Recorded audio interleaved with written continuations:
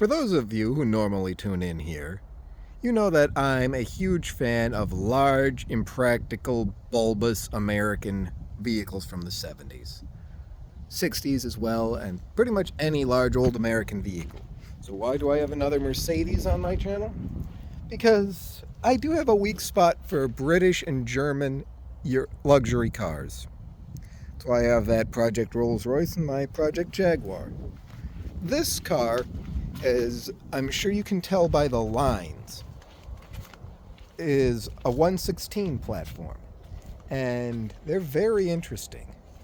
It's the same platform as the legendary 450 SEL 6.9, which you may have remembered the one I had that I was working on restoring. Well, this one is not a 6.9. It's a 300 SD Turbodiesel. And that is a very rare and unique car. This car came out in 1978, which is what this example is. And this is the first year of it. It offered exclusively to North America in diesel trim. The interior is your standard fare for Mercedes. It's a bit warm. The back seat on this car is an absolute disaster. Combination of, I believe, water and Texas sun. I'm not entirely certain what caused it. But you look in here, that's it for rust spots. Doors closed like they should. You look down here. We'll take a look at the little build tag here. 116, June of 1978. Broken antenna, one of the few little minor defects. But this, normally I don't bother crawling around underneath, but you'll see original exhaust, Mercedes marked. Look at the chassis on this car. A little bit of oil and caking, but this thing is clean. No rust, no rot, nothing. This is the cleanest 116 platform Mercedes I have ever seen. And here's why. Oh yeah, clock working, that's the actual correct time. This car shows that it's just about to hit 88,000 miles. I mean, seats are damaged, need some repair, but dash isn't falling apart. Wood graining is good. I'll pop the hood, but we'll get to it in just a sec.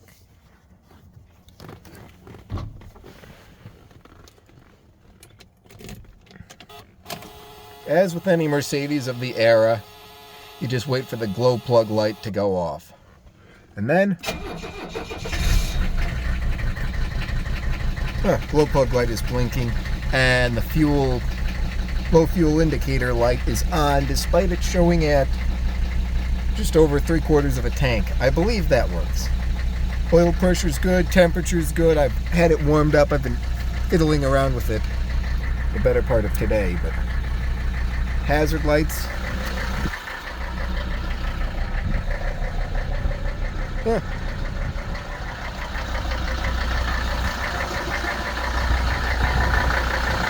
All the marker lights work.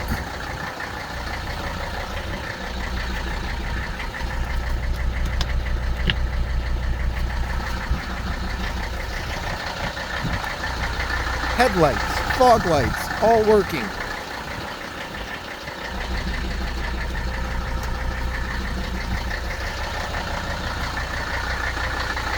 Even the high beams work.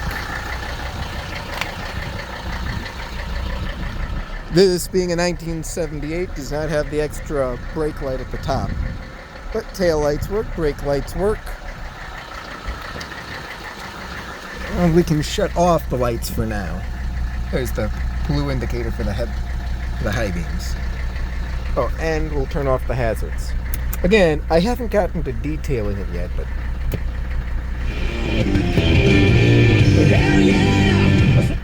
stereo works. And yes, this is something I've never actually encountered in a Mercedes I've owned. It's got the Becker Europa 2 stereo. It's so incredibly nice to see a Mercedes with the original stereo in it. Now let's open the hood.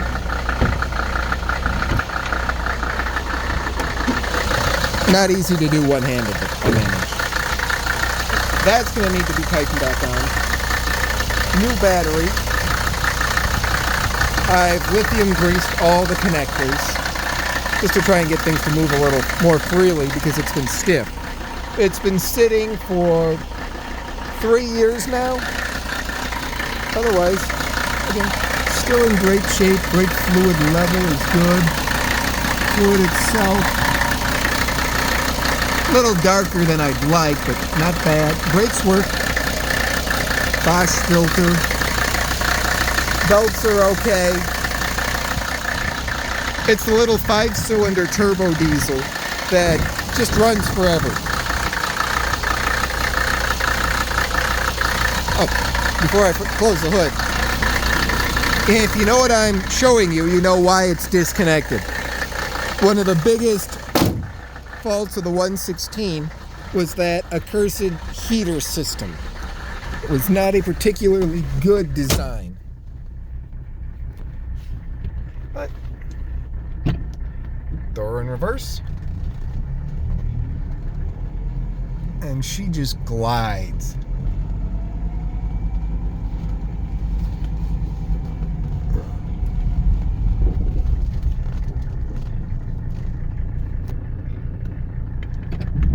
Drop her down into gear.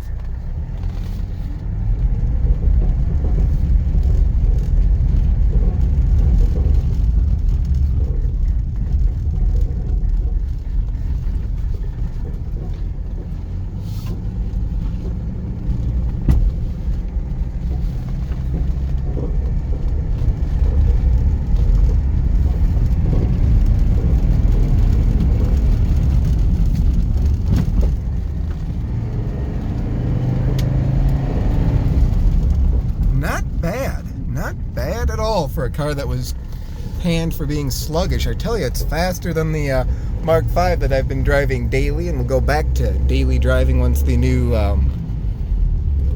alternator belt arrives, because it threw a belt yesterday on the trip to go look at this car.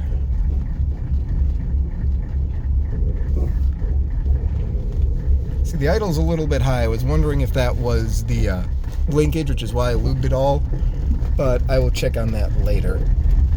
I mean, I'm just still going over this car, and I honestly can't believe how nice of an example of a low mileage car this is.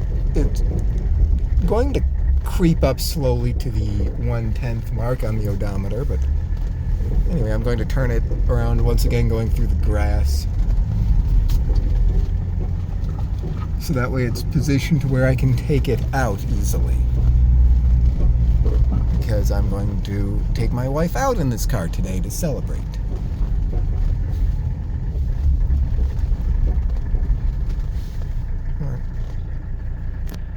These cars are just fascinating examples to me of Mercedes engineering. You can again see the bad back seat, which is a combination of Texas sun. Now the sunroof does work in this, but I'm very hesitant to open and close it because the motor seemed a little slow and sluggish. And the last thing I want is for the sunroof to get stuck open. This knob here is supposed to adjust the idle. It doesn't work, as you can see. But for all of the little things wrong with it, it's shaking a little bit. I imagine with a bit of diesel fuel in it that's not at least 3 years old, if not more, and a little bit of actual use, this car will come around nicely. Temperature's warming up to operating levels, so that's pretty good. Yeah. It's just such an interesting car that I'll have another video of it up as soon as I'm done cleaning, detailing, and getting some new tires on it, because while they hold air, they're a little worse for wear than I'd like. Fine for a trip down the street to the local restaurant, but I wouldn't take it cross country like it. Anyway, that'll do it for this car for today. And if there's any other vehicles in particular you'd like updates on or would like to see, let me know. I've got the time.